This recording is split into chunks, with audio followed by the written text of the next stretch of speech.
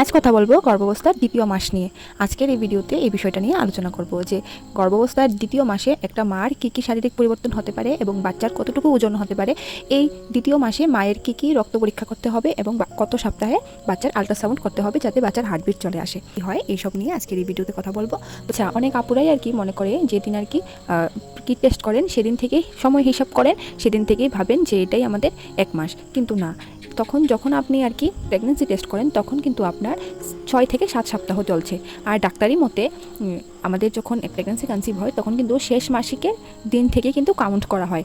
দ্বিতীয় মাসে কিন্তু অনেক ধরনের সিমটমস হতে পারে, যেমন সকালে বমি বমি ভাব, সেটা কিন্তু প্রথম দিন থেকে শুরু হতে পারে, 6 সপ্তাহর পর থেকে কিন্তু শুরু হতে পারে। অনেক মহিলারা পিরিয়ড মিসের আগেও কিন্তু এরকম অনুভব হতে পারে, যেমন সকালের বমি বমি ভাব, স্তনে ফুলে ওঠা বা ব্যথা করা বা ইউরিন বারবার যাওয়া, এটা কিন্তু খুবই একটা স্বাভাবিক সিমটমস। গর্ভাবস্থার দ্বিতীয় মাসে মায়ের কী কী খাবার খাওয়া উচিত, যেমন ফলিক অ্যাসিড আছে এরকম খাবার খাওয়া উচিত, যেমন ডাল, পালং শাক এরকমের মধ্যে কিন্তু ফলিক অ্যাসিড খুব ভালো পাওয়া যায়। বিভিন্ন